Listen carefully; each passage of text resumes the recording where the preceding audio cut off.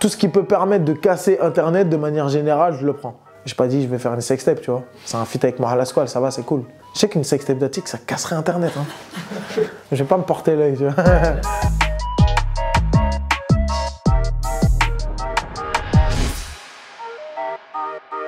Surcoté. Putain, il est mort derrière ce bâtard. Voilà, c'est un truc de ouf. Dès que les gens me parlent de Twitter, ils attendent la réponse comme ça. Alors, vas-y, qu'est-ce que tu vas dire alors? En fait, là, à un moment donné, j'ai compris certaines choses. T'as capté? J'ai compris ce qui est bénéfique dans ma vie et ce qui ne me sert strictement à rien. Twitter ne m'a jamais servi à rien, mais à un moment donné, c'est juste que quand j'étais aux toilettes et que je passais le temps, je le passais sur Twitter, c'était super. Mais aujourd'hui, je m'en bats les couilles. C'est plus de l'impulsivité que de la susceptibilité. C'est un truc de... Je vois un truc sur Internet qui m'énerve, je vais le dire.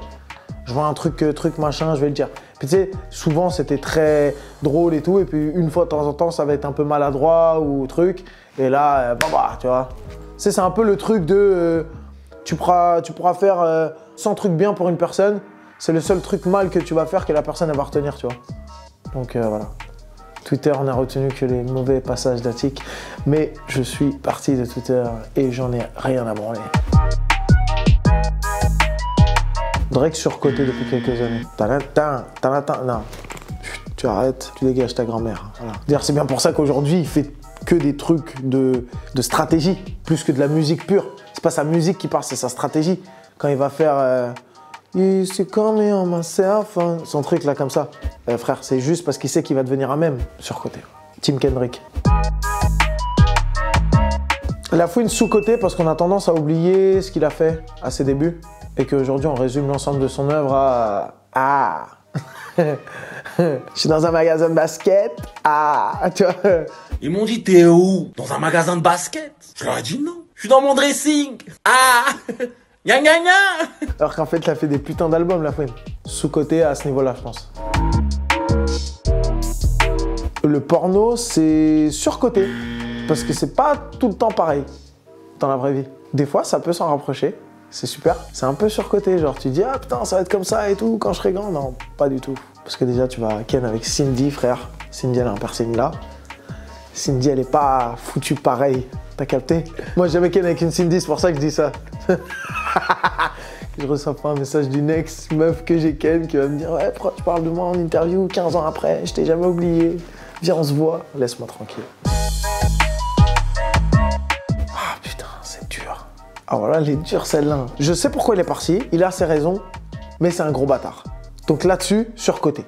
Maintenant, parce qu'en plus de ça, il a tiré l'équipe à mort et tout, et au final, à la fin de la saison, il a pas fait un truc de ouf. Mais il y a eu beaucoup de plaisir pour les supporters marseillais, dont moi.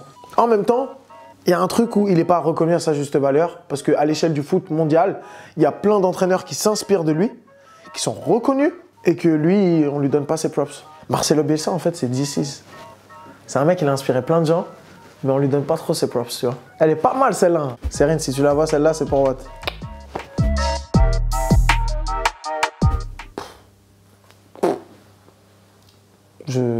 Surcoté, je sais pas. J'ai l'impression qu'il vend quand même, donc par rapport à ce que ça fait comme musique, j'ai l'impression que c'est un peu surcoté, mais en même temps, s'il trouve un public, tant mieux pour lui, donc je vais même pas dire sous-coté ou surcoté en fait. Non, moi je suis dans le tahsah, tu vois, dans la real life motherfucker. Surcoté de ouf. J'ai jamais regardé une seule de ses vidéos, je me suis jamais intéressé à quoi que ce soit, et j'en ai rien à foutre.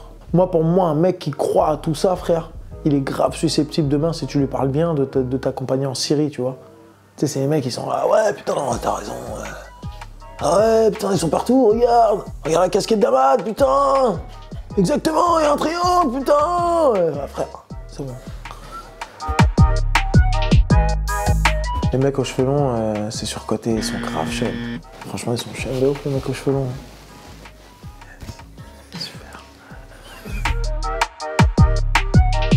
Surcoté un peu, je pense. Je vois pourquoi les gens ils disent ressemblance un peu physique et tout. Après, je pense que nos musiques, elles n'ont rien à voir, tu vois. Moi, ça me dérange pas parce que j'aime bien Moral Asquale. Ça me dérange grave pas, tu vois, c'est cool. Mais ouais, ça fait 45 clips que je sors et que tu viens mettre le même commentaire sur mon Peucli. Détends-toi, tu vois. Et en vrai, si les gens ils font la même chose sous ses vidéos à lui, ça doit lui casser les couilles aussi à lui. Enfin, c'est pas que ça me casse les couilles, c'est juste qu'à un moment donné, t'as envie de dire, bah, Ok, c'est bon, j'ai compris. You made your point. Ok, c'est quoi la suite? Parce que là, en fait, tu racontes que de la 2. On s'est jamais rencontrés, non? Peut-être qu'on va se croiser. Ça va être marrant. Tu sais, il y a un truc là sur Twitter, là. Un truc de Spider-Man. Ah, comme ça. Ça serait marrant. Alors que c'est grave pas le cas. Mais en tout cas, si un jour on fait une photo ensemble, tu peux être sûr que ce mème, il va ressortir direct. Le truc des 2 Spider-Man qui se montent, tu vois. Et peut-être un film, bah franchement, je sais pas, tu vois. Moi, j'ai déjà dit que j'étais pas contre l'idée. Tout ce qui peut permettre de casser Internet de manière générale, je le prends. Si c'est du positif. J'ai pas dit je vais faire une sextape, tu vois. C'est un feat avec Mara Squale, ça va, c'est cool. Je sais qu'une sextape d'Attic, ça casserait Internet, hein. Je vais pas me porter l'œil, tu vois. Surcoté, je pense, dans le sens où c'est cool. Mais aujourd'hui, Internet a pris tellement de place que c'est plus comme avant. Avant, une interview télé, c'est le passage obligatoire. Maintenant, c'est un tout petit peu moins obligatoire.